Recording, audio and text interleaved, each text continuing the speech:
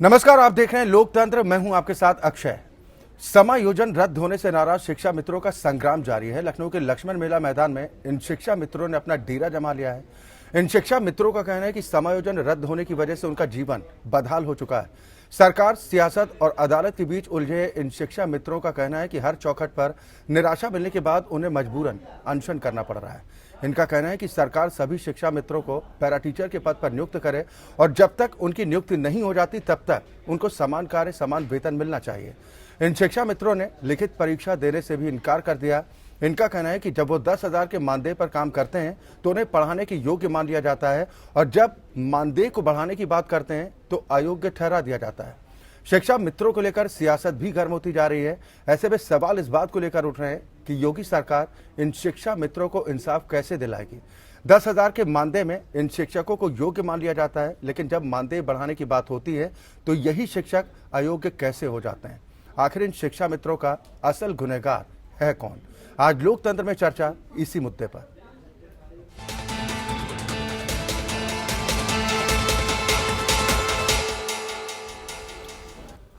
दरअसल supreme court में मायूसी मिलने के बाद अब यूपी में शिक्षा मित्र एक बार फिर आंदोलन की राह पर चल पड़े हैं। पैरा टीचर के पद पर नियुक्ति की मांग को लेकर ये शिक्षा मित्र लखनऊ में अपना डेरा जमाए हैं।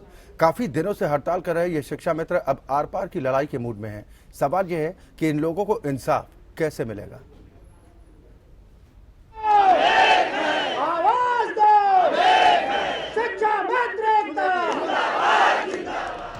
उत्तर प्रदेश में शिक्षा मित्रों का संग्राम जारी है। हजारों की संख्या में शिक्षा मित्र सड़क पर हैं। सालों से मेहनत की और अब पानी फिर गया तो आंदोलन ही आखिरी रास्ता बना लिया। समायोजन का मुद्दा सरकार, सियासत, अदालत के बीच पेंडुलम की तरह घूमता रहा है। सरकार से लेकर सुप्रीम कोर्ट तक से गुहार लगाई गई, लेकिन निराशा हाथ लगी। हर चौखट पर निराशा हाथ लगने के बाद अब शिक्षा मित्र अनशन पर बैठे हुए हैं। तो ये कहते हैं मैं सबका साथ सबका विकास, मैं नौजवानों को आगे बढ़ाऊंगा। तो श्रीमान जी जब आगे बढ़ाने का काम कर रहे हैं तो हमको 40,000 से एकदम मिनिमम पहुंचा दिए 10,000। व्हाट इज आपका क्या एम है, क्या उद्देश्य है, मैं इस बात को समझ नहीं पा रहा हूँ। लखनऊ के लक्ष्मण मेला मैदान में शिक्षा मित्र डेरा डाले हुए हैं। जब से समायोजन रद्द हुए हैं तब से 500 से ज्यादा शिक्षा मित्रों की मौत हो चुकी है। हड़ताल पर बैठे शिक्षा मित्रों का कहना है कि जब 10,000 के मानदेय पर काम करते हैं तो पढ़ाने योग्य हो जाते हैं, जब मानदेय बढ़ाने की बात कहते हैं तो अयोग्य करार दिए जाते हैं। कई शिक्षा मित्र उम्र दराज हो चुके हैं जो लिखित परीक्षा देने में असमर्थ हैं। माननीय सुप्रीम कोर्ट के आदेश से अगर 100 लोगों की मृत्यु हुई है तो मैं कहता हूँ ये लिखित परीक्षा के आदेश से 400 लोगों की मृत्यु हुई है। इससे ज्यादा लोग भयभीत होकर मर रहे हैं। कि हम लोग प्रशिक्षित हैं तो प्रशिक्षित का वेतनमान मिलना चाहिए, लेकिन कल जो उन्होंने एक बात उठाई थी उसमें उन्होंने ये बोला कि अगर आप प्रशिक्षित हैं तो जो लॉ है उसके अकॉर्डिंग समान कार्य समान वेतन और समान अर्हता होनी चाहिए। तो समान अर्हता में अगर कमी कहीं पर लगती है तो वो ये है केवल टेट एक बार नहीं 3-3, 4-4 बार क्वालिफाई है, उसके बावजूद भी हम लोग घुट-घुट के मरने को मजबूर हैं। क्यों? आइए ग्राफिक्स के जरिए समझाने की कोशिश करते हैं कि ये मामला कब से है और कब क्या क्या हुआ। 26 मई 1999 को एक आदेश जारी किया गया। आदेश जारी होने के बाद शिक्षा मित्र नियुक्त हुए। संविदा पर आधारित ये भर्तियां कम योग्यता और कम वेतन पर हुई। 1 जुलाई 2001 को सरकार ने योजना का दायरा बढ़ा दिया। जून 2013 में 1,72,000 शिक्षा मित्रों को सहायक शिक्षक के तौर पर समायोजित करने का फैसला लिया गया। सरकार के इस फैसले को हाईकोर्ट में चुनौती दी गई। वहीं हाईकोर्ट ने 12 सितंबर 2015 को शिक्षा मित्रों का समायोजन रद्द कर दिया। जरूरी योग्यता नहीं होने के आधार पर इस समायोजन को रद्द किया गया। शिक्षा मित्र और राज्य सरकार ने सुप्रीम कोर्ट में अपील की।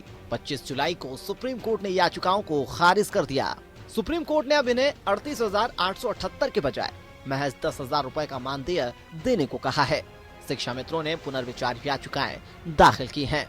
कोर्ट ने 31 जनवरी 2018 को याचिकाएं खारिज कर दी। अपने शासनकाल में शिक्षा मित्रों पर लाठियां बरसाने वाले अखिलेश यादव व विपक्षी दलों के साथ योगी सरकार को कोस रहे हैं। शिक्षा मित्रों के जीवन के साथ क्या खिलवाड़ की इन लोगों ने, बीजेपी के लोगों ने, बताओ। और जिनकी जान भी चली गई, कोई मदद नहीं की। जितनी भी नौकरियां थीं, मिलनी थीं, उसके लिए भी रास्ता नहीं निकाल पा रहे हैं। यहाँ पर लड़के लड़कियां सब धूप में हैं और आप पिछली सरकारों के पाप गिनवा रहे हैं। ये अक्षम्य भी है और ये शर्मनाक है। वहीं जब एपीएन ने शिक्षा मित्रों की समस्याओं के बारे में सरकार से सवाल पूछा तो ठीक रहा, अखिलेश सरकार पर फोड़ दिया गया और जल्द ही कुछ हल निकालने का भरोसा भी दिया गया। यह पाप श्री अखिलेश यादव जी की सरकार का है। अगर उन्होंने शिक्षा मित्रों के साथ इस प्रकार से धोखाधड़ी नहीं की होती तो यह बच्चों की समस्या जो आज उत्तर प्रदेश के अंदर खड़ी हो नहीं खड़ी होती। हम चाहते थे जल्द से जल्द फैसला है, हमारी सरकार पूरी पैरवी कर रही है। वोट के लालच में नेता जनता को झूठे आश्वासन दे देते हैं, बेरोजगारों को नौकरी दे तो देते हैं, लेकिन बात कोर्ट तक पहुंचने पर पोल खुल जाती है। इसके बाद सरकारें पल्ला झाड़ लेती हैं। शिक्षा मित्रों पर सियासी पार्टियां राजनीति की रोटियां तो सेक रही हैं, लेकिन इनके दर्द की दवा कोई नहीं बता पा रहा है। इंसाफ की गुहार लगा रहे शिक्षा मित्रों की पुकार कौन सुनेगा? यूपी के शिक्षा मित्रों के समायोजन का मुद्दा सरकार के गले की फांस बन गया है। अदालती और सियासी भंवरजाल में फंसे शिक्षा मित्र बेहाल हैं। इनके मसले का माकूल हल कैसे निकले, ये बन गया है यक्ष प्रश्न, जिसके जवाब का इंतजार हर खासो आम को है। ज्ञानेंद्र शुक्ल, एपीएन, लखनऊ। या तो इन शिक्षा मित्रों का कहना है कि समायोजन रद्द होने की वजह से उनका जीवन अब बदहाल हो चुका है। सरकार, सियासत और अदालत के बीच उलझे इन शिक्षा मित्रों का कहना है कि हर चौखट पर निराशा मिलने के बाद मजबूर होकर उन्हें आंदोलन करने के लिए विवश होना पड़ रहा है। सवाल इस बात को लेकर उठ रहा है कि इन शिक्षा मित्रों को आखिर इंसाफ मिलेगा कैसे। आज हम इसी पर चर्चा करेंगे। सभी खास मेहमान हमारे साथ जुड़ चुके हैं। सबसे पहले अपने दर्शकों की मुलाकात अपने आज के मेहमानों से। मेरे साथ लखनऊ से चंद्रभूषण पांडे जी जुड़े हैं, आप प्रवक्ता हैं भारतीय जनता पार्टी के। अब्दुल हफीज गांधी जी हैं, आप नेता है समाजवादी पार्टी। ओंकार नाथ सिंह जी कांग्रेस को रिप्रेजेंट करेंगे, प्रवक्ता है कांग्रेस पार्टी के। साथ ही श्यामजी दुबे हमारे साथ जुड़े हैं, आप शिक्षा मित्र हैं। उमा हमारे साथ हैं, आप भी शिक्षा मित्र हैं। साथ ही ज्ञानेंद्र तिवारी जी भी हमारे साथ इस कार्यक्रम में शामिल हैं, आप टेट परीक्षा उत्तीर्ण शिक्षा मित्र हैं। बहुत स्वागत है आप सभी मेहमानों का हमारे साथ इस कार्यक्रम में शामिल होने के लिए। शुरुआत चंद्रभूषण पांडे जी मैं आपसे ही करूंगा, क्या करें, कहां जाएं ये शिक्षा मित्र? निश्चित रूप से अक्षय जी, आज आपने चर्चा की है तो इसमें ढेर सारे विषय निकल करके आएंगे। इतना जरूर है कि पूरी जो समस्या है, इसकी जो सृष्टा है वो समाजवादी पार्टी और बसपा सरकारें रही, जो यूथ को वोट माना, वोट मान के इनकी भावनाओं से खेला, कानून की को दबा करके और ये सारी समस्या को सृजित किया। न्यायालय में सही तरीके से पक्ष नहीं रखा और नतीजा ये हुआ कि इलाहाबाद हाई कोर्ट का फैसला आया, फिर सुप्रीम कोर्ट का फैसला आया। ये दुखद है आज जो तस्वीर हमारे सामने है। जहां तक बात हमारी सरकार की है, विगत 1 वर्षों से हमारी कोशिश है कि यूथ को वोट न माना जाए। ये हमारे भविष्य है, ये प्रदेश के भविष्य है। ये 1.5 करोड़ से अधिक बच्चों के भविष्य का निर्माण कर रहे हैं। मेरी पूरी संवेदना, पूरी संजीदगी इनके साथ है। हमने अभी जो शिक्षकों की भर्ती की प्रक्रिया तय की, उसमें हमने पूरी कोशिश की एक शिक्षक को उसमें भर्ती होने के लिए अनुकूलताएं सृजित की जाए, टीईटी पास होने के लिए उनको अवसर दिए जाए, उनकी उम्र अगर बढ़ गई तो उसमें रिलैक्सेशन दिए जाए, उन्होंने अगर दीर्घकाल से शिक्षा मित्र के रूप में सेवाएं की है तो उनको वेटेज दिए जाए, 15 से अधिक अंक देने की बात है, 2 साल से अधिक उम्र के अवसर, उम्र विस्तार की बात है, 2 से अधिक अवसर टीईटी में देने की बात है। ये सारी चीजों के साथ हम लोग काम कर ही रहे थे। इसके साथ ही हम लोग को ये भी लगा कि 3500 रुपए से परिवार कैसे चलेगा। हमने सीधे 300% से अधिक की बढ़ोतरी करते हुए उसको 10,000 कर दिया। तो देखिए, हम बहुत ही संवेदनशीलता के साथ एक ऐसे राज्य में है जो बड़ा राज्य है, ढेर सारी विकास के दबाव है, आर्थिक दबाव है, और उन सारी परिस्थितियों में 1.5 लाख से अधिक स्कूलों में पढ़ने वाले 1.5 करोड़ से अधिक बच्चों के भविष्य के सवाल और इतने शिक्षा मित्रों के भविष्य के सवाल के बीच में सरकार पूरी गंभीरता के साथ, पूरी संजीदगी के साथ उस समाधान पे पहुंचना चाहती है जिसमें हमारे हर युवा नियमित होकर के गुणवत्तायुक्त शिक्षक के रूप में काम कर सके और हमारी प्राथमिक शिक्षा भी एक सुविख्यात संस्था के रूप में तब्दील हो सके, जिससे उत्तर प्रदेश में इस श्रेष्ठ प्रदेश का जो रास्ता है वो प्राथमिक विद्यालयों से निकले और हमारे प्राथमिक विद्यालयों में पढ़ने वाले बच्चे एक बेहतर भारत के निर्माण में कर्णधार बन सके, भागीदार हो सके। अखिलेश यादव तो कुछ और कह रहे हैं। अखिलेश सवाल उठा रहे हैं कि योगी सरकार रोजगार नहीं दे पा रही है, शिक्षा मित्र सड़कों पर मजबूर हैं प्रदर्शन करने के लिए।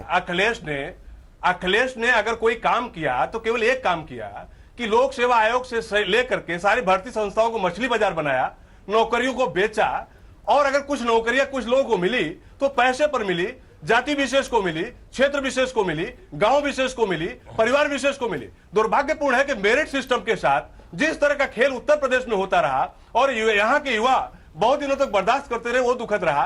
लेकिन मैं मानता हूं कि आज जो सत्ता परिवर्तन उत्तर प्रदेश में हुआ वो अखिलेश यादव के काले चिट्ठे का ही परिणाम था, उनके कुकर्म का परिणाम था। मैं मानता हूं कि आज शिक्षा मित्र जिस मझधार में फंसे हैं उनकी गाड़ी को हम लोग निकालेंगे और उनको हम एक गरिमापूर्ण शिक्षक के रूप में भर्ती करने के लिए उदारता पूर्वक जो रियायतें दे रहे हैं वो आगे जारी रहेगी और इनका सम्मानजनक जीवन आगे बढ़ सके। इसके साथ हमें सरकार की शुभकामनाएं हैं, संवेदनाएं हैं, पूरी गंभीरता के साथ, पूरी ईमानदारी के साथ, पूरी पारदर्शिता। चलिए, बिल्कुल आज हम इस बहस को इस मकसद के साथ लेकर आए हैं कि आखिर इन शिक्षा मित्रों को समायोजित करने के लिए क्या कुछ रास्ता निकलता है। हमारे साथ सूर्य प्रताप सिंह जी भी जुड़ गए हैं, आप पूर्व IAS हैं। SP सिंह जी, बहुत स्वागत है आपका भी हमारे साथ इस कार्यक्रम में शामिल होने के लिए। लेकिन उससे पहले अब्दुल हफीज गांधी साहब, मैं आपके पास आऊंगा। नौकरी के नाम पर आपको लग रहा है कि धोखा दिया गया इन शिक्षा मित्रों को? अक्षय जी, बहुत अफसोस के साथ कहना पड़ता है कि चंद्रभूषण पांडे जो भारतीय जनता पार्टी के प्रवक्ता हैं, इनको ज्ञान की कमी है। और हमने शिक्षा मित्रों को सम्मान देने की बात की, 40,000 तक का मानदेय हमने दिया जिससे उनके परिवार का जो है पालन पोषण हो सके, क्योंकि जो आज स्थिति पैदा है वो हमारे सामने भी थी। 2009 का जो एक्ट आया था उसमें आहारता की बात होने लगी, हमारे सामने भी समस्या थी, लेकिन हमने शिक्षा मित्रों को सम्मान देने की बात की।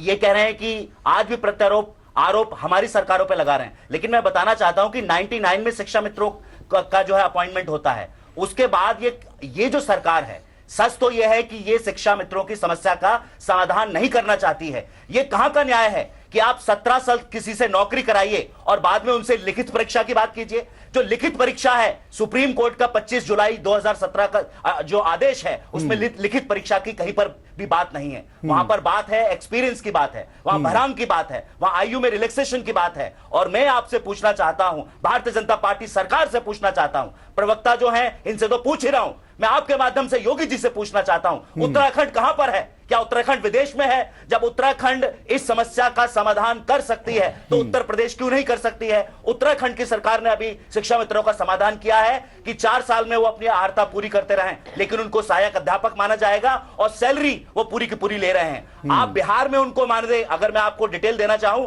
बिहार में आपको मानदेय मिल रहा है, दिल्ली में 32,500 उनको मानदेय मिल रहा है। उत्तर प्रदेश सरकार कितना दे रही है? हमने जो 40,000 मानदेय करने का काम किया, उत्तर प्रदेश सरकार ने उसको 10,000 करने का काम किया। ये शिक्षा मित्रों को लज्जित करना है, ये शिक्षा मित्रों को अपमानित करना है। और जो आज शिक्षा मित्र पूरे उत्तर प्रदेश में आंदोलित है, भारतीय जनता पार्टी को दिखाएगा कि जो आपने संकल्प लिए थे 2017 में, जो आपने संकल्प लिए थे 2015 में, और जो माननीय प्रधानमंत्री जी ने कहा बनारस के अंदर कि हम शिक्षा मित्रों की समस्या का समाधान करेंगे, ये शिक्षा मित्र आपको देख रहे हैं, आपके संकल्प पत्र को देख रहे हैं, जहां आपने कहा था कि 3 महीने के अंदर हम शिक्षा मित्रों की समस्या का समाधान अब्दुल हफीज साहब, हमारे साथ शिक्षा मित्र भी जुड़े हैं, इसीलिए आज हमने उन्हें भी निमंत्रण दिया ताकि वो सारी स्थिति को सामने रख सकें। शिक्षा मित्रों जो आदेश अब्दुल हफीज जी, के आने के बाद सर पिछली सरकार में नौकरियां देने के नाम पर किस तरह से धांधलियां बरती गई हैं, नियम कायदों को दरकिनार किया गया। आप 40,000 मानदेय की बात कर रहे हैं, लेकिन नियम कायदों की परवाह क्यों नहीं करते हैं? रीढ़ की हड्डी मैं आऊंगा आपके पास। श्याम जी दुबे हमारे साथ हैं, शिक्षा मित्र हैं। श्याम जी दुबे, मैं आपके पास आ रहा हूं। करना होगा, आपको लग रहा है कि छलावा किया गया? ठीक है गांधी साहब, मैं आऊंगा आपके पास। आपको लग रहा है कि छलावा हुआ आपके साथ, और किसने किया? जी सर, मैं सर थोड़ा 2 मिनट आपका ध्यान आकृष्ट करना चाहता हूँ। आदरणीय पांडे जी जो प्रांतीय प्रवक्ता है इस समय, मैं यह कहना चाहता हूँ श्रीमान जी, आपके शासन से ही यह बीज बोया गया जो है 26/5/1999 को, 1/7/2000 को विज्ञप्ति जारी हुई, 2/7/2001 को प्रथम नियुक्ति हुई। मैं सीनियर हूँ सर, 18 वर्षों से मैं प्राथमिक विद्यालय में शिक्षा की गुणवत्ता दे रहा हूँ। हमारे सभी शिक्षा मित्र भाई बहन, इन द प्रेजेंट टाइम सर 18 वर्षों का हमारे पास अनुभव है। पूर्व की सरकार ने जो नियुक्ति किया है, जो समायोजन किया था, वह कोई अवैध नहीं किया था श्रीमान जी। उसमें पॉइंट बस इतना था कि जो है, मैं आप थोड़ा ध्यान आकृष्ट करें शासनादेश की तरफ जी। 1/7/2001 2/7/2001 को नियुक्ति हुई श्रीमान जी। इसके बाद पुनः जो है 15 जून 2007 को हमारा 600 रुपया बढ़ा, उसी शासन में 3,000 रुपया हुआ। 9 फरवरी 2009 को 500 बढ़ा, 3500 हुआ।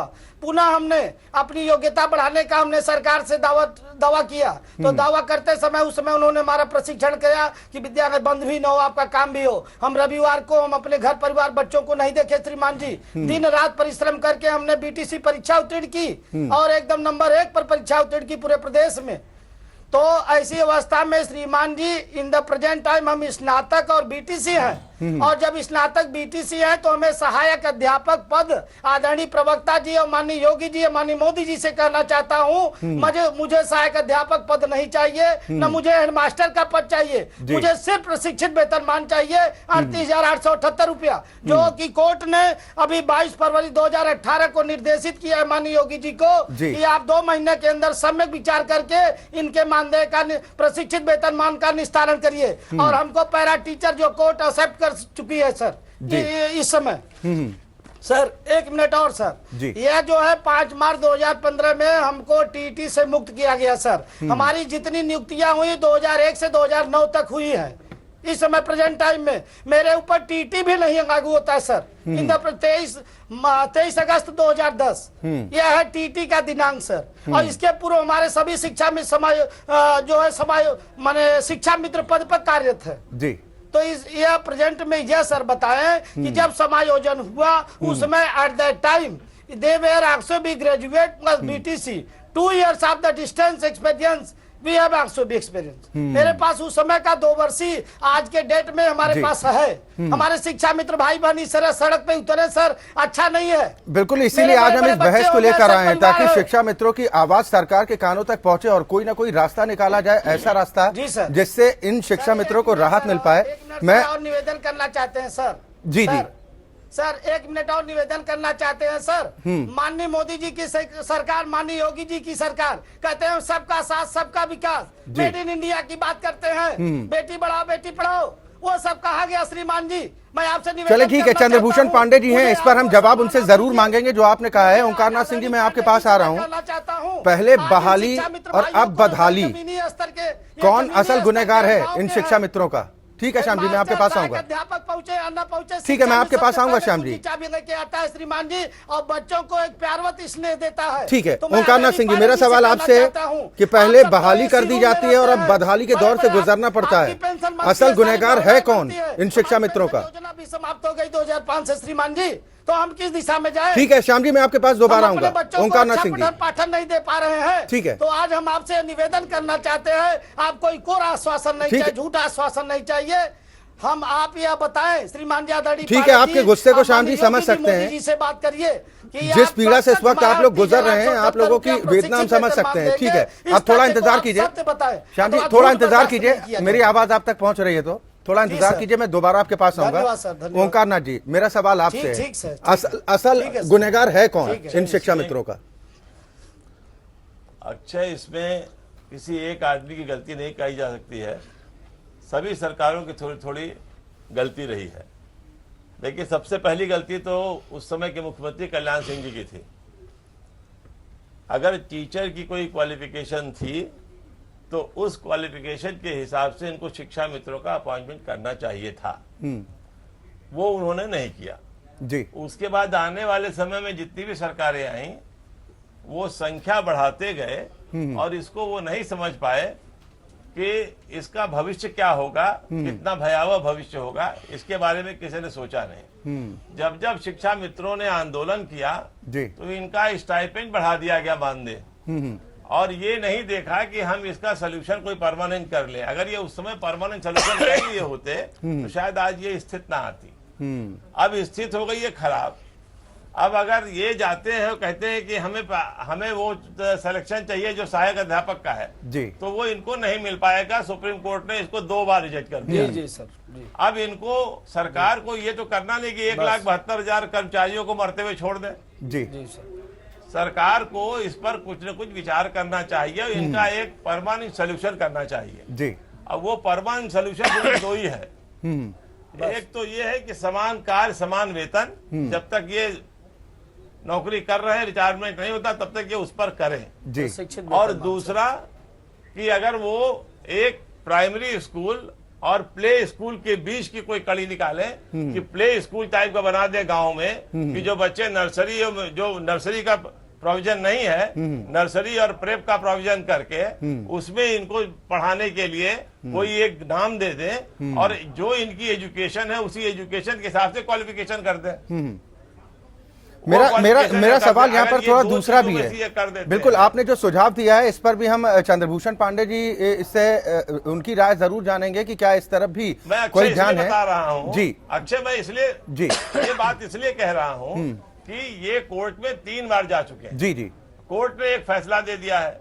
कानून का शासन सरकार को बनाने के लिए उनकी मजबूरी है। और अगर मान लीजिए कोई गलती अधिकारी से या सरकार से हो चुकी है तो उसका समाधान के लिए बिल्कुल उसी समाधान को आज हम तलाशने के मकसद से ही यहाँ पर बैठे हैं कि वो समाधान का रास्ता आखिर क्या हो सकता है। लेकिन एक चीज ओंकार नाथ जी समझना बहुत जरूरी है। सूर्य प्रताप सिंह जी, अगर 10,000 मानदेय दिया जाता है तब तो ये शिक्षक आपको काबिल नजर आते हैं। अगर ये कहते हैं कि समान कार्य समान वेतन इनको मिलना चाहिए तकरीबन 40,000 के आसपास, तो ये अयोग्य हो जाते हैं। अक्षय ये बात नहीं है, अक्षय ये नहीं है, ये कोर्ट ने इनको किया है इसलिए ये प्रॉब्लम आई है। ये प्रॉब्लम नहीं तो जिस वक्त तैनाती दी गई थी इन शिक्षा मित्रों को उस वक्त इस बात का ध्यान क्यों नहीं रखा गया? अब्दुल हफीज साहब, मैं आपके पास आऊंगा, मैं आऊंगा, पैमाना आखिर क्या है? सूर्य प्रताप सिंह जी, सरकार भी ले सकती है सारा। ठीक है, मैं आपसे इतना कहना चाहता हूँ कि सुप्रीम कोर्ट की जजमेंट के बाद अमेंडमेंट हो चुके हैं आरटीए एक्ट में। मैं आऊंगा आपके पास, तब आप अपना पक्ष रखिएगा। लेकिन सरकार करना नहीं चाहती है। सूर्य प्रताप सिंह जी, सर आपके शासनकाल में भी शिक्षा मित्रों पर लाठियां चलती हमने देखी है ना सर? सूर्य प्रताप सिंह जी, सम्मान दिया, 40,000 देखिए मानदेय देने का काम किया। ठीक है, मैं आऊंगा आपके पास। एसपी सिंह साहब, जरा इनको शांत कर दीजिए, जरा शांत कर दीजिए, इनको बात सुन ले, जरा शांत कर दीजिए। देखिए, शिक्षा मित्रों की समस्या है, उस समस्या का निदान सरकार को ही करना है, कोई बाहर से नहीं आएगा निदान करने के लिए। लेकिन अभी इतने लंबे समय से शिक्षा मित्र संघर्ष कर रहे हैं, लाठियां खा रहे हैं, डंडे खा रहे हैं, 500 से ज्यादा लोग मर चुके हैं जी, समाधान नहीं खोजने के लिए तैयार है। आप भीख के रूप में उनको 10,000 रुपए दे रहे हैं मानदेय। अगर मानदेय आपने दिया है 10,000 रुपए, इसका मतलब आपने मान्यता प्रदान कर दी कि ये इलीगल है। अगर इलीगल है तो आपने 10,000 रुपया दिया, नहीं तो एक पैसा भी नहीं देते आप इनको। इलीगल थे तो बाहर निकाले खड़ा कर देते। ठीक बात। राज्य सरकारों में जो उत्तराखंड है, मध्य प्रदेश है, बिहार है, दिल्ली है, सबने समाधान कर दिया। उसी फॉर्मूले को लेकर उत्तर प्रदेश में क्यों नहीं समाधान खोजा जाता है? यहां तो कोई प्रमुख सचिव या मंत्री सुनने को तैयार नहीं इनकी बात। इनको लखनऊ आने से रोका जा रहा है, जिलों जिलों में इनकी गिरफ्तारियां हो रही हैं, इन पर डंडे बरसाए जा रहे हैं। ये लोकतांत्रिक सरकार है क्या? क्या डंडे मारेंगे? अगर कोई विरोध करेगा, अगर अपनी बात को रखेगा, धरना देगा, प्रदर्शन करेगा, तो उनको लाठी डंडों से पीटेंगे विधानसभा के सामने जाके। जी, कोई सुनने को तैयार नहीं है। सुप्रीम कोर्ट ने मना कर दिया तो हम समाधान नहीं निकालेंगे, ये तो कोर्ट पे है। फिर आप मीठी मीठी बातें करेंगे, हम समाधान निकालेंगे, सम्मान देंगे और ये बातें करेंगे, मीठी टॉफी देने चाह रहे हैं आप। अरे समाधान निकालना तो निकालो ना, विलंब क्यों कर रहे हो? कितनी बार कोर्ट में जाइए। मुझे लगता है कि ये सही जगह पर नहीं पहुंच रहे हैं शिक्षा मित्र। अगर ये सही जगह पे जितना खर्चा पानी अलग कर रहे हैं, अगर इकट्ठा करके पैसे सही जगह दे दें तो शायद इनकी समस्या का समाधान निकल आएगा। मैं इशारों में बात कर रहा हूं। ये सरकार क्यों विलंब कर रही है? ये सरकार क्यों नहीं इनका समाधान करना चाहती, क्यों नहीं बात करना चाहती? चलिए, बिल्कुल हम चंद्रभूषण पांडे जी से इस बात का हम जवाब मांगेंगे। और जो बात आपने कही है कि ये जो शिक्षा मित्र हैं, ये सरकार, सियासत और अदालत के बीच पेंडुलम की तरह हो गए हैं। इधर से उधर भटकने के बाद इन्हें कोई उपचार इनका सही नहीं मिल पा रहा है। इनकी अपनी मजबूरी है कि अपना परिवार कैसे चलाएं। मैं उमा जी आपके पास आऊंगा, बीच का कोई रास्ता आप लोगों को नजर आ रहा है, या आपको क्या लगता है कि सरकार क्या ऐसी व्यवस्था करे जिससे आप लोगों का रोजगार भी रह जाए और स्थिति सब ठीक हो जाए? धन्यवाद सर। सर पांडे सर अभी कह रहे थे, बड़े दिन के बाद बढ़िया वर्ड सुनने को मुंह से मिला कि उन्होंने अपने बीजेपी की कमी को एक्सेप्ट किया कि ये माननीय पूर्व सीएम कल्याण सिंह जी ने ये गलती की थी। सर अगर उस समय की गलती पुनः दोहराई जा रही है, पुनः दोहराई जा रही है, आप पहले पहचान लीजिए तो उस चीज को कैसे किया जाए? ठीक है पांडे जी, वो आप लोगों की तरह राजनीतिक दल से नहीं है, साधारण से शिक्षा मित्र हैं, वो सियासत को ज्यादा नहीं समझते हैं। उमा जी, अगर गलती कोई सत्ता में बैठा हुआ व्यक्ति करता है तो क्या उसका सजा कर्मचारी ही भुगतेगा? और कर्मचारी को ही सजा का पात्र बनाया जाता है। मैं इस चीज को कह रही हूँ। कोर्ट में भी हमें न्याय नहीं मिला। कोर्ट में भी हमें अगर अपग्रेड पैरा टीचर मिला होता तो भी आज हमारा सम्मान बचा होता। सर नुक्कड़ गली मोहल्ले इस भेदभाव से हमें देखा जा रहा है। इस परिहास को हमें दिया जा रहा है कि हम लज्जित हैं मुंह दिखाने को। जिस पीएम ने सर बेटी पढ़ाओ बेटी बचाओ का नारा देकर के पूरे देश को उन्होंने अपना बनाया, पूरी बहन बेटियों ने उनको सर आंखों पे बिठाया, कहे हमने गरीब के बेटे हूं मैं गरीबों की व्यथा को देखता हूं। सर ये गरीबी देखी जा रही है, बाहर है गरीबी देखने वाले, बाहर है दुनिया। सर इतना बड़ा वादा करके वादा खिलाफी करना प्लस एजेंडे में अपने शामिल करने के बाद हमको फुटपाथ पे खड़ा करवाना। तीसरा नंबर, अगर हमारी पैरवी गवर्नमेंट कोई भी रही होती, अगर वो अच्छे ढंग से की होती तो आज हमारी ये दुर्दशा ना होती। कोई भी विकल्प निकल सकता था सर। बहुत सी चीजें हैं, हम सम्मान करते हैं माननीय न्यायालय का, बहुत सारे मुद्दे हैं, कोर्ट ने ऑर्डर दिया है और आज तक फॉलो नहीं हुआ है सर। सवाल तो इसी बात पर उमा जी ठीक जा रहे हैं। हम आपकी पीड़ा को समझ सकते हैं अच्छी तरह से, जिनके साथ गुजरती है वही इस चीज को बेहतर तरीके से समझ सकते हैं। मैं ज्ञानेंद्र तिवारी जी आपके पास आऊंगा। आपने तो टेट की परीक्षा भी उत्तीर्ण की, बहुत से शिक्षा मित्र ऐसे हैं जिन्होंने इस परीक्षा को अब तक उत्तीर्ण नहीं किया है, लेकिन अब जो सरकार की तरफ से कहा जा रहा है कि हम समाधान का कोई ना कोई विकल्प निकालने की कोशिश कर रहे हैं, क्या आपको लग रहा है कि आपकी समस्या का समाधान होगा या आगे भी आपको लाठियां ही खानी है, ऐसे ही सड़कों पर उतरना है, प्रदर्शन करना है? जी सर, देखिए सर, एक शिक्षक पद की योग्यता आरटी एक्ट के अनुसार जो भी है वो है एक ग्रेजुएशन, बीटीसी और टेट। लेकिन हमारे लगभग 35 से 40 हजार साथी ऐसे हैं जो मैं आपको बताना चाहता हूं, पहले तो उनकी क्वालिफिकेशन बताना चाहता हूं। उस क्वालिफिकेशन में वो पीएचडी, एमएससी, एमकॉम, एमए, साथ साथ डीवीडीसी यानी कि डिस्टेंस मोड से बीटीसी, इसके साथ साथ टेट, सीटेट और टेट सीटेट की भी अगर मैं बात करूं तो एक बार नहीं, 2-2, 3-3 और 4-4 बार। इन सबके साथ में ये बात हो गई टीचर की क्वालिफिकेशन की। इन सबके साथ साथ हम लोगों को 15 से 17 वर्षों का टीचिंग एक्सपीरियंस, यानी जो अपने आप में यूनिक। अगर आप क्वालिफिकेशन की बात करते हैं तो कहीं से भी आप हमको बताइए कि हमारी योग्यता एक टीचर पद की योग्यता से कहां पे कम है। अगर आप एक्सपीरियंस की बात करते हैं, कहते हैं experience is the best teacher, तो वो हमारे पास, हमारे साथियों के पास है 15 से 17 वर्षों का। लेकिन इन सबके बावजूद स्थितियां ये हैं कि माननीय सुप्रीम कोर्ट ने जब हमारा समायोजन रद्द किया तो उन्होंने अपने आदेश में कहा था कि वे कैंडिडेट, वे शिक्षा मित्र जो योग्यता पूरी कर चुके हैं या जो योग्यता पूरी करेंगे, जी ठीक है, तो योग्यता पूरी कर चुके उस योग्यता में बात हो रही थी टीईटी की, और जो करेंगे वो आने वाली परीक्षा में जो टीईटी पास करेंगे उनको आने वाली 2 परीक्षाओं में मौका देके और सहायक अध्यापक बनाया जाएगा। लेकिन अब सर यहाँ पे एक नई चीज हो गई है योग्यता के नाम पे। जब हम सारी जो कंडीशन है एक टीचर की, जो जितने मानक हैं एक टीचर के, उन सबको पूरा करते हैं, तो अब हमारे लिए सर एक नई परीक्षा लगा दी गई योग्यता के नाम पर। मैं पूछना चाहता हूं सर, मैंने एमए किया, मैंने बीटीसी किया, 4 से 5 बार मैंने टेट किया, 4 बार प्राइमरी टेट क्वालिफाई किया, 1 बार मैंने जूनियर का टेट क्वालिफाई किया। एक तरफ तो आप कहते हो कि आपकी योग्यता का मानक टेट है, आप टेट करिए और सहायक अध्यापक बनिए। एक तरफ हमारे 35 से 40 हजार वो साथी हैं जो कि टेट कर चुके, सी टेट कर चुके, साथ साथ 17 वर्षों का एक्सपीरियंस है। अब इन स्थितियों में आप एक नई परीक्षा हम लोगों के लिए लगा रहे। आप मुझे बताइए, हमारी एज कम है लेकिन हमारे ऐसे बहुत से साथी हैं जिनकी एज 45 से 55 के बीच में है, उनका परिवार है, वो पारिवारिक जिम्मेदारियां देखें। आप या विद्यालय में 9 से 3 का जो पीरियड होता है, हमारा जो टीचिंग पीरियड होता है, जो स्कूल टाइमिंग होती है, हम लोग वहां जाके टीचिंग करते हैं 9 से 3। घर की उलझने अलग हैं, पारिवारिक उलझने अलग हैं, जितने आपके जो मानक है टीचर के वो सारे हम पूरा करते हैं। उसके बावजूद भी आप लोग अनशन करने को मजबूर हो रहे हैं।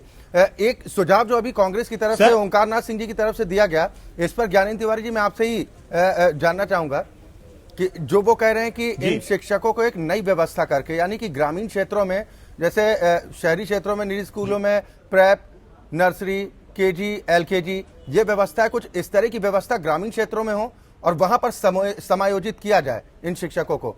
इससे आप लोग सहमत हैं अगर ऐसा होता है? नहीं सर, हम इस चीज से बिल्कुल सहमत नहीं हुए, क्योंकि एक टीचर का जो मानक है हम उसको पूरा करते हैं, और जब हम उसको पूरा करते हैं सर, तो हम किसी दूसरी जगह समायोजित क्यों होंगे? ठीक है, देखिए सर, मेरे ओंकार नाथ सिंह जी, एक सुझाव तो खारिज हो गया अभी फौरन। यहाँ पर हम एक ब्रेक के लिए रुक रहे हैं, ब्रेक के बाद वापस आएंगे। तब चंद्रभूषण पांडे जी से सवाल यही रहेगा कि क्यों धोखाधड़ी की जा रही है, सरकारें कोई भी रही हो, इन शिक्षा मित्रों के साथ खिलवाड़ ही किया गया। अक्सर इन्होंने अपनी मांगों को लेकर सड़कों पर उतरकर आंदोलन किया, इंसाफ तो नहीं मिली, लाठियां जरूर मिली हैं। एक बार फिर उसी कगार पर ये शिक्षा मित्र फिर हैं और इनका ये साफ तौर पर कहना है कि इस बार वो पीछे नहीं हटेंगे, आर पार की लड़ाई लड़ने को तैयार हैं। लेकिन सवाल सरकार पर उठ रहे हैं कि इनके समायोजन का रास्ता आखिर सरकार क्या सुझाती है। चंद्रभूषण पांडे जी, कैसे समस्या का निदान होगा? आपने अभी तर्क भी सुन लिया और जो व्यथा है वो भी सुन ली उन शिक्षा मित्रों की जुबानी। देखिए अक्षय जी, ये सच है कि हम लोग भी राजनीति में हैं, उसके साथ ही हम लोग भी एक आम नागरिक हैं। कोई ऐसा घर नहीं उत्तर प्रदेश में जिन घरों में कोई न कोई शिक्षा मित्र न हो। हर कोई इस पीड़ा से वाकिफ है, इसलिए उस पीड़ा को समझना हम लोग के लिए बहुत आसान है। और इसीलिए माननीय योगी जी के साथ इन लोगों की 3 घंटे की लंबी वार्ता पिछले अगस्त में हुई थी और ये लोग संतुष्ट होकर निकले थे।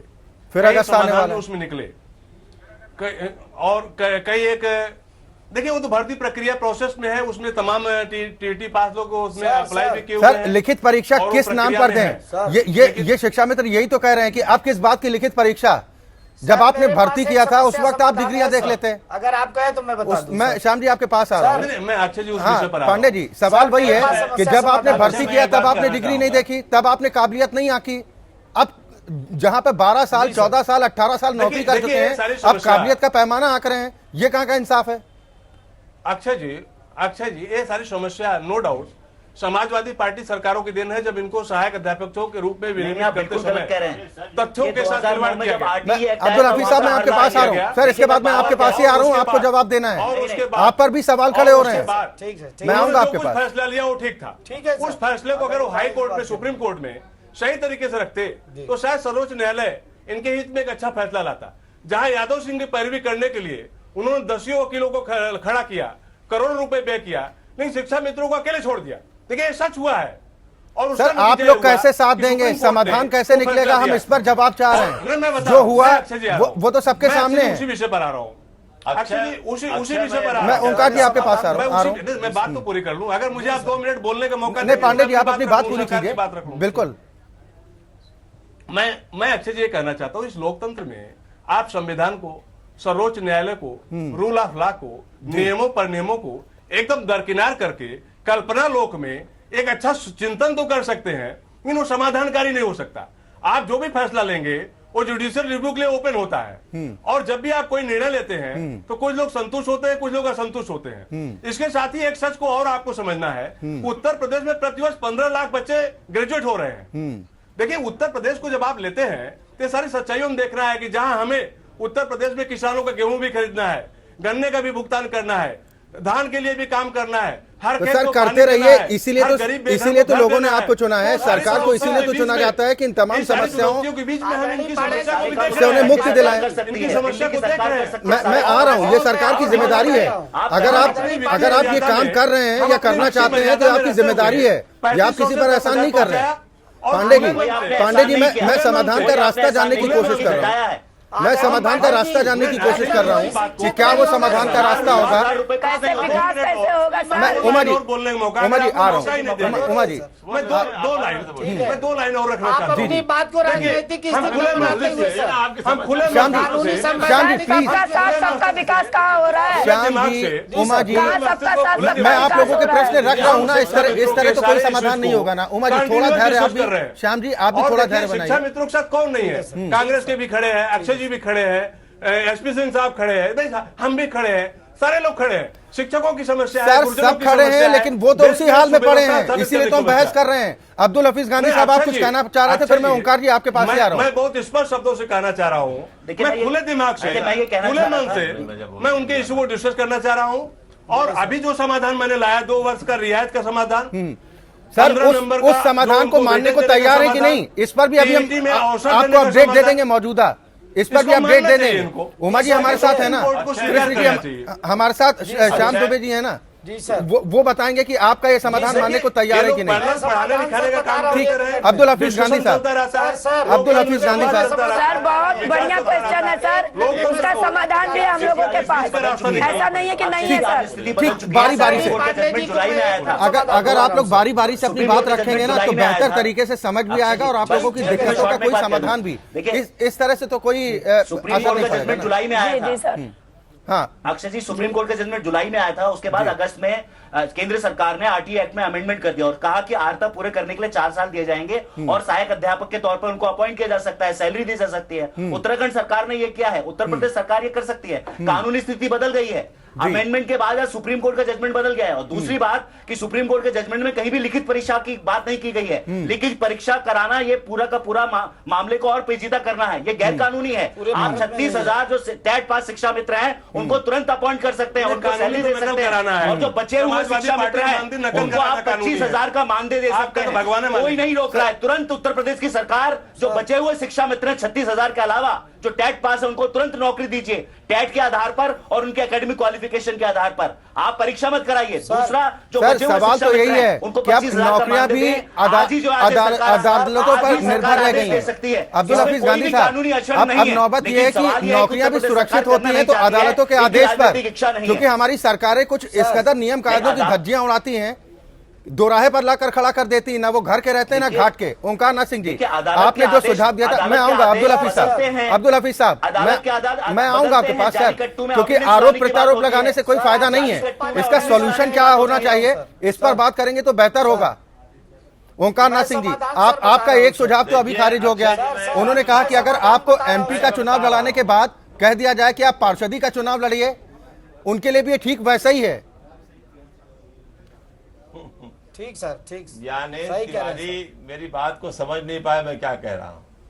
ये तो बीए टेट पास है, इनका अधिकार बनता है कि इनको मिले, लेकिन जो लड़के बीए टेट पास नहीं हो पाएंगे, बीए टेट पास नहीं हो पाएंगे, प्रशिक्षित हैं, बीटीसी वो कैसे हो पाएंगे? तो उनके लिए कोई समस्या निकलेगी नहीं निकलेगी? उम्र सीमा से समाप्त ये हो तो चुकी अपनी है बात सर। सोच रहे हैं ना, उम्र जिसको ये सीमा पार भी कर समाप्त चुके हो चुकी है हैं, सर। इनके लिए कोई समस्या नहीं है। इनके लिए तो सरकार को इनको नौकरी देनी सर, पड़ेगी। सर। आज नहीं देगी, कल देगी, कल नहीं देगी, परसों देगी, लेकिन उनको देगी। सर सवाल उन 500 शिक्षा मित्रों का भी है जो अब तक अपनी जान गंवा चुके हैं, सवाल उनको भी लेकर है कि बातें तो खूब की जा रही हैं। मेरी कहने का मतलब ये है कि जब तक आप उनके बारे में नहीं सोचेंगे, जो लड़के इसमें एलिजिबल नहीं हो पाएंगे किसी कारण से, कानून से बड़ा तो कोई नहीं है। जब कानून ने एक चीज दे दी तो उसके बाद जो बच्चे बच रहे हैं उस पर हमारा ये सजेशन है और उसको गंभीरता पूर्वक सोचने की बात है। सवाल ये भी है कि वो भी क्यों माने, जब आपने भर्ती किया तब आपने नियम कायदों की परवाह नहीं की। अब आप कह रहे हैं कि कोई कह रहा है लिखित परीक्षा दीजिए, कोई काबिलियत का पैमाना करे। सवाल तो यही है ना सर। एसपी सिंह साहब, मैं आपके पास आऊंगा, श्याम जी इसके बाद फिर मैं आपके पास आ रहा हूँ।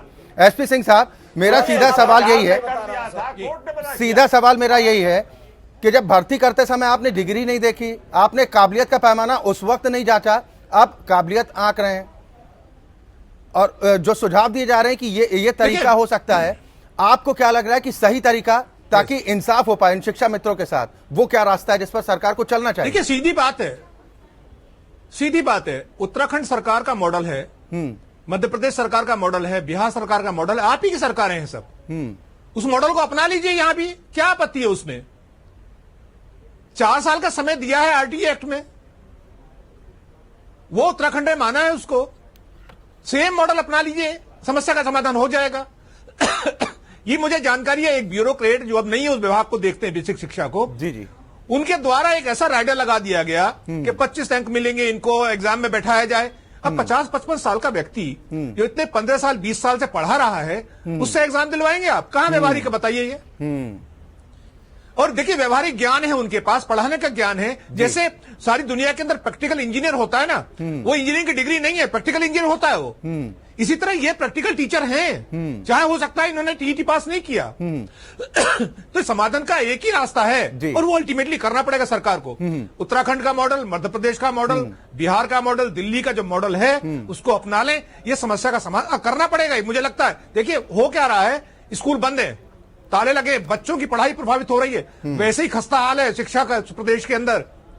जितना इसको विलंब करेंगे, खींचेंगे जितना, और भी शिक्षा की हालत खराब होनी है। पढ़ाई बंद हो रही है, शिक्षा मित्र गरीबी में भूखों मर रहे हैं, आत्महत्या कर रहे हैं, डंडे लाठी खा रहे हैं। अरे आप इतनी व्यथा, और फिर आपका चुनाव के दौरान वादा है इसमें, इनकी समस्या का समाधान करने का प्रधानमंत्री ने वादा किया है। अब कहां पर अड़चन आ रही है? आप कोर्ट की बात करते हैं, कभी पूर्व सरकार बिल्कुल की बात सवाल करते यही है हैं कि अब दिक्कत कहां पर आ रही है? अब तो सरकार भी आपकी, अगर आपने वादा किया कि हम समायोजित करेंगे, इंसाफ दिलाएंगे, तो अब कहां पर दिक्कत आ रही है श्याम जी, आप कुछ कहना चाह रहे थे, आप अपनी बात पूरी कर लीजिए।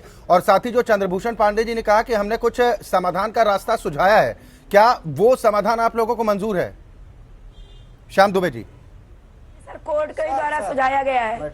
मैं समस्या समाधान सर बता रहा हूँ। प्रेजेंट टाइम में जो इतनी बड़ी तादाद बनी है सर, इस समय जो कोर्ट ने भी आदेशित किया है 22 फरवरी 2018 को, माननीय महेश चंद्र त्रिपाठी जो जस्टिस है, आप कहते हैं मैं न्याय का सम्मान करता हूँ, यह जो है कोर्ट ने अपीयर किया है।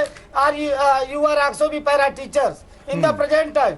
तो अपग्रेड पैरा टीचर सर हम जब इस समय है प्रशिक्षित बीटीसी हैं, तो हमें रास्ता बस एक दीजिए। जो कोर्ट ने ऑथराइज किया, आपको निर्देशित किया है सम्यक विचार करने 2 महीने के, तो 38,878 रुपए का आप निस्तारण कर दीजिए श्रीमान जी। मैं आपका पूरे उत्तर प्रदेश से सम्मान करना चाहता हूँ, नंबर 1। नंबर 2, जो हमारे टीटी भाई पास है 35,000, उनको नियुक्ति पत्र तुरंत दीजिए। कहीं कोई भी रिटर्न परीक्षा नहीं होगी। यदि रिटर्न परीक्षा होगी पूरे भारत में होगी, एक समानता का होगा, न उत्तराखंड न यूपी न राजस्थान कहीं कोई नहीं होगा, एक समान होगा। तीसरा रास्ता मैं बता रहा हूँ सर, जो असमायोजित हमारे बीच में है, उनको भी प्रशिक्षित पूर्व की सरकार ने कर चुकी है, वो भी at the present time they are also be graduate plus BTC. ठीक है, in the present time also be teaching in the 18 years in the prime minister. ठीक है, आपने अपनी मांगे बता दी हैं, आपने अपनी मांगे बता दी हैं। हमारे साथ संदीप दत्त जी जुड़ गए हैं, आप भी शिक्षा मित्र हैं।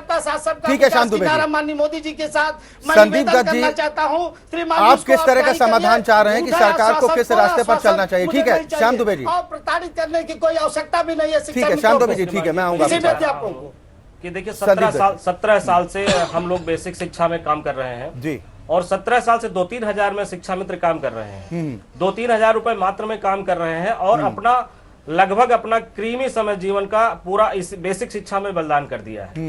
आज जब उनका भविष्य बनने के लिए आया तो वो पूरा चौपट हो गया। तो बस मैं ये चाह रहा हूं कि जो हम लोगों का सर्विस है वो 62 साल तक किसी न किसी तरीके सुरक्षित करके और समान कार्य समान वेतन या कम से कम मानदेय 30,000, तब तक जब तक कानूनी अड़चने आ रही हैं तब तक कोई दिक्कत नहीं है, लेकिन तब तक सरकार को ये चाहिए कि 30,000 मानदेय, कम से कम 30,000 मानदेय कर दें और 62 साल तक का इनके लिए जो है नौकरी जो है स्थान दे दें बेसिक शिक्षा में। ठीक, मैं ये चाह रहा हूँ। ठीक है उमा जी, उमा जी आप भी कुछ कहना चाह रही थी? टीटी पास है, आप किस तरह का समाधान चाहते हैं? फिर इसके बाद चंद्रभूषण पांडे जी मैं आपके पास आता हूँ।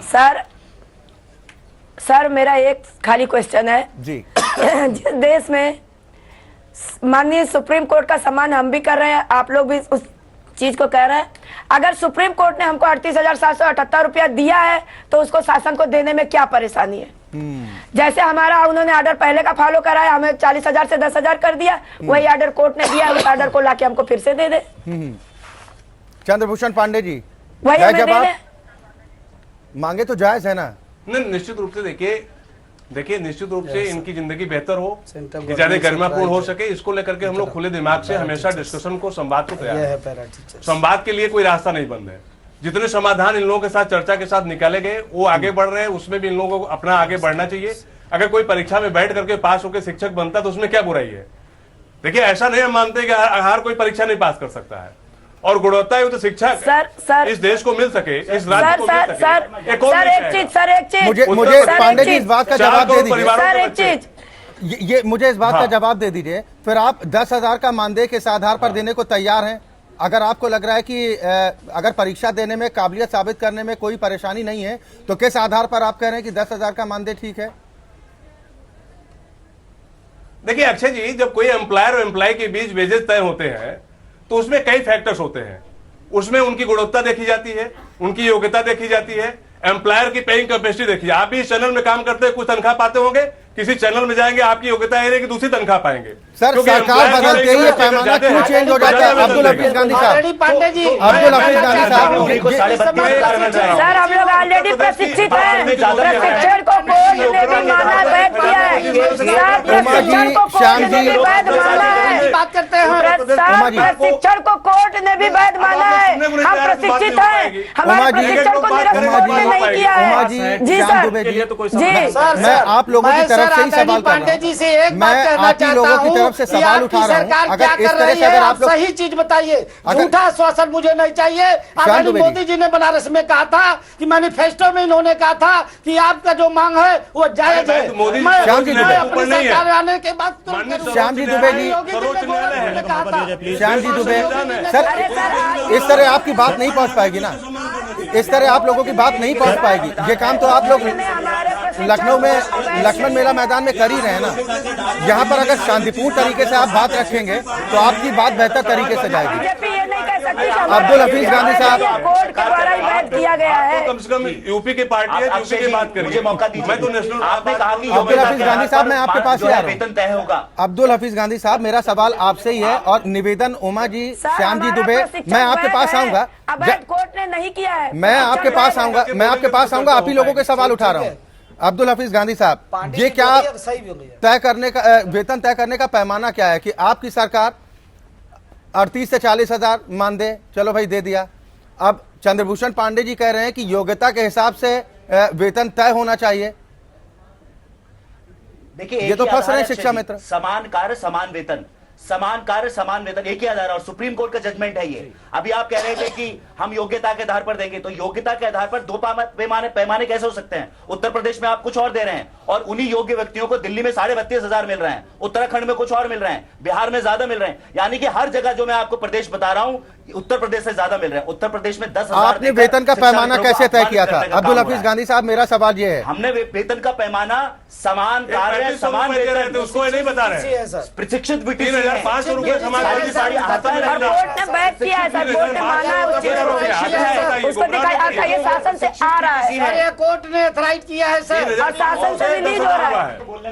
भारतीय जनता पार्टी की सरकार को क्या करना चाहिए मैं बता रहा हूँ सर, हम लोग विद प्रूफ है, प्रूफ हमारे पास है। उमा जी, इस तरह आप ही लोगों की बात बीच में रह जाएगी। अगर इस तरह बीच में अगर आप लोग बोलेंगे तो आप लोगों की बात ठीक से नहीं पहुंच पाएगी ना। थोड़ा धैर्य शिक्षा मित्र हैं, उनको सरकार तुरंत नौकरी दे, क्योंकि वो हर तरह की क्वालिफिकेशन पूरी करते हैं, उनके लिखित परीक्षा की कोई आवश्यकता नहीं है। दूसरा, जो बचे हुए हैं, अभी आपको संदीप जी ने भी बताया कि जो बचे हुए हैं उनको मानदेय दे, लेकिन सम्मानित मानदेय होना चाहिए। करीब उन्होंने 30,000 की बात की, तो इस तरह का कोई मानदेय होना चाहिए जो दूसरे प्रदेशों में आप लोगों के हिसाब से कितना होना चाहिए? चीज नहीं होती है। अब्दुल हफीज गांधी साहब, हम भी कह रहे हैं कि जो शिक्षा मित्रों की मांगे वो हमारी होगी, जो शिक्षा मित्रों की मांगे वो हमारी होगी। मैं बता रहा हूं कि 180 किलोमीटर दूर जाकर ये लोग पढ़ाते हैं। 10,000 में क्या होगा? लालन पालन कर सकते हैं। मैं आपको बता रहा हूं, आज मुझे एक शिक्षा मित्र का फोन आया था, दीपक त्रिपाठी जी, उन्नाव जिले के रहने वाले हैं, हिलोली से हरदोई के बॉर्डर पर जाते हैं 180 किलोमीटर। कैसे कैसे गुजारा होगा? 10,000 रुपए। सर, सवाल तो यही है कि 10,000 रुपए में अब जहां पर तैनाती वहां पर जाना और रहना और अपना घर चलाना, ये बड़ी मजबूरी है। एसपी सिंह साहब, मैं आपसे एक फाइनल रिएक्शन इस पर जरूर चाहूंगा। आपने तो बता दिया कि क्या वो तरीका है जिससे समाधान हो सकता है, लेकिन आपको नहीं लग रहा है कि एक बात ये तय होती शिक्षा मित्रों पर कि करे कोई और भरे कोई, खमियाजा इन्हें भुगतना पड़ रहा है, लाठियां इन्हें खानी पड़ रही हैं और सियासत करने वाले सियासत कर रहे हैं? देखिए, शुरुआत यहां से करिए, क्या इस समस्या का समाधान ना निकालने से शिक्षा प्रभावित हो रही है अथवा नहीं? इस प्रदेश में जहां शिक्षा का स्तर पहले से ही गिरा हुआ है, उसमें स्कूलों में, बेसिक शिक्षा के स्कूलों में, प्राइमरी स्कूल्स में ताले लटक जाएं, तो ये शिक्षक सड़क पे रहें, ये शिक्षा मित्र, पढ़ाई ना हो, नुकसान किसका हो रहा है? बच्चों का, बच्चों के भविष्य का। ये सरकार को तत्काल निर्णय लेना है, सरकार, और इसको दिल विलंब ना करे।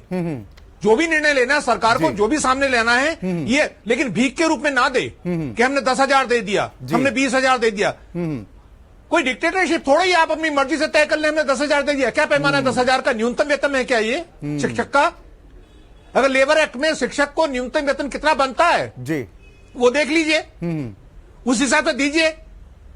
मेरे ख्याल में 30-35 हजार से ऊपर जाएगा सहायक अध्यापक का वेतन। चले, बिल्कुल बिल्कुल, इस पर हम चंद्रभूषण पांडे जी से कोई पैमाना बनाना पड़ेगा ना, जरूर लेंगे। खैरात में नहीं दे सकते। ज्ञानेंद्र तिवारी जी कुछ कहना चाह रहे हैं। ज्ञानेंद्र जी, अपनी बात पूरी कीजिए।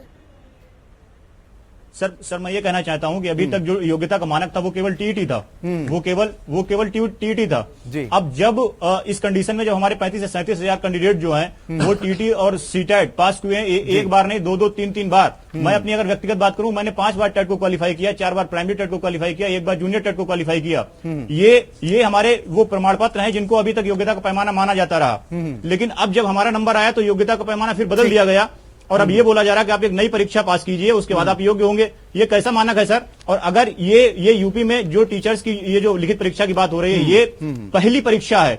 अगर यही योग्यता का पैमाना है तो क्या इससे पहले के जितने भी टीचर्स हमारे लगे हुए जिनको आप योग्य बोलते थे वो आपके अकॉर्डिंग ही अयोग्य हो गए? दूसरी चीज, अगर आप परीक्षा की बात करते हैं तो परीक्षा में सर परिस्थितियां समान होनी चाहिए। हमारे 45 से 50 साल के जो कैंडिडेट हैं जो जिनके सामने पारिवारिक उलझने हैं, सर समानता कहाँ है? ना अध्ययन का टाइम है, इधर ड्यूटी का टाइम है, उधर पारिवारिक उलझने हैं। दूसरी चीज, अगर आपने डिमांड भी सुन ली कि वो क्या चाहते हैं ये शिक्षा मित्र, और सरकार की तरफ से समाधान को लेकर क्या प्रयास अब होंगे और कब तक समाधान होगा? कहीं स्वेटर वाला हाल तो नहीं होगा कि सर्दी के बजाय गर्मी में स्वेटर पहनने के लिए बच्चों को दिया जाए? वही स्थिति तो नहीं होगी। एसपी सिंह साहब ने भी सुझाव दे दिया कि आपके पड़ोसी राज्य जहां पर आप ही लोगों की सरकारें हैं, यूपी में क्या दिक्कत है? अक्षय जी, देश की आजादी के बाद से लेकर के 2016 तक शूटर नहीं मिले, हमने शूटर बांटा है, इसको भी आपको बोलना चाहिए। बार सर, आपने वादा किया था तो सच भी बोलिए। नहीं, जब आप तंज कसते हैं तो सच भी बोलिए कि 50 सालों तक इस देश के बच्चे छुटते रहे। हमने जूता दिया, मोजा दिया, शूटर दिया और गुणवत्तायुक्त शिक्षक भी देने जा रहे हैं। हम क्वालिटी टीचर देना चाह रहे हैं और उन क्वालिटी टीचर्स की भर्ती में शिक्षा मित्रों को पूरे अवसर दे रहे हैं कि उनको भारांक दे रहे हैं, उनके अनुभव का लाभ दे रहे हैं, उनको एज रिलैक्सेशन दे रहे हैं और उनको हम इसके साथ ही साथ 2 बार बैठने का मौका दे रहे हैं। इसके अलावा आज आपकी चर्चा में ढेर सारी बातें आई हैं, कई एक अच्छे सुझाव आए हैं, उसका भी मैं खुले मन और मस्ती से स्वागत करता हूं। हमारी सरकार खुले दिमाग से इस इशू को सॉल्व करना चाहती है। मैं चाहता हूं कि स्कूलों को बंद न करिए। एक बात का जवाब चंद्रभूषण जी दे दीजिए। संविधान के सम्मान करिए। आपने कहा कि अपनी काबिलियत साबित करने में हर्ज नहीं होनी चाहिए, यानी कि सरकार की तरफ से तय माना जाए कि अगर लिखित परीक्षा के लिए तैयार नहीं होते हैं शिक्षा मित्र तो फिर बात आगे नहीं बढ़ पाएगी। सर नहीं, अक्षय जी, ये वार्ता मुख्यमंत्री जी के साथ जब हुई थी तो सारे विषय आए थे डिस्कशन में, उसमें ये बात आई थी कि इनको मौका दिया जाए, टीसी पास करने का मौका। श्याम जी, आप लोगों की आवाज हमने पूरी कोशिश की है सरकार तक पहुंचाने की। अब चर्चा के समापन का भी वक्त है। हम सिर्फ ये चाह रहे हैं कि चंद्रभूषण पांडे जी कर पाएंगे क्योंकि जिंदगी में फंसते चले जाते हैं। चंद्रभूषण पांडे जी, कुछ भरोसा आप इस बात को लेकर दे सकते हैं कि कितना वक्त लगेगा, कितने समय में इन शिक्षा मित्रों की समस्या का समाधान हो पाएगा? कंडीशंस नहीं है, कुछ आपने तय किया आप लोगों ने? अक्षय जी, मैं मानता हूं कि सर हम लोग वैसे भी 2009-10 में RTI एक्ट के तहत हम लोग उमा जी ठीक है समाधान चाहते हैं। हमारी सरकार शीघ्र इसको एक निष्कर्ष तक ले जाना चाहती है। सर RTI के नियम के तहत हम लोग वैसे भी टेट से बाहर है। 9-10 में ऑलरेडी हम लोग टेट से हमको छूट मिली हुई है। हमारी सरकार उनके भविष्य के साथ रहेगी। चलिए, अब कार्यक्रम का समापन का वक्त है। बड़ी माफी के साथ श्याम जी दुबे जी, जो आप लोगों के सवाल थे उन्हीं सवालों का जवाब हमने सरकार के सामने उठाने की कोशिश की है कि कैसे समाधान इसका हो सकता है। अब समय का अभाव है। बड़ी माफी के साथ, बड़ी माफी आप सभी। 10 सेकंड में उमा जी, 10 सेकंड में अपनी बात पूरी कर लीजिए। जी सर, 10 सेकंड में। प्रशिक्षण सर हमारा वैध है, हमारा बीटीसी प्रशिक्षण वैध है। उस वैधता के 38,878 रुपया हमको मिलना चाहिए। वो भी कोर्ट का ऑर्डर है। जब कोर्ट का सम्मान आप कर रहे हैं तो हम भी तैयार है कोर्ट का सम्मान करने। चलिए, बिल्कुल, बहुत शुक्रिया आप सभी मेहमानों का हमारे साथ इस कार्यक्रम में शामिल होने के लिए, और इसी उम्मीद के साथ कि इन शिक्षा मित्रों के साथ किसी भी तरह से अन्याय नहीं होने पाएगा। सरकार इस बात को लेकर गंभीरता के साथ आगे कदम बढ़ाए कि इन शिक्षा मित्रों को इंसाफ मिल पाए, और अपनी बदहाली को लेकर जिस तरह से ये लोग आंदोलन करने को मजबूर हो रहे हैं, ये सरकार की जिम्मेदारी भी बनती है कि किसी दूसरे की गलती का खामियाजा किसी दूसरे को ना भुगतना पड़े। इसी के साथ लोकतंत्र में आज के लिए बस इतना ही।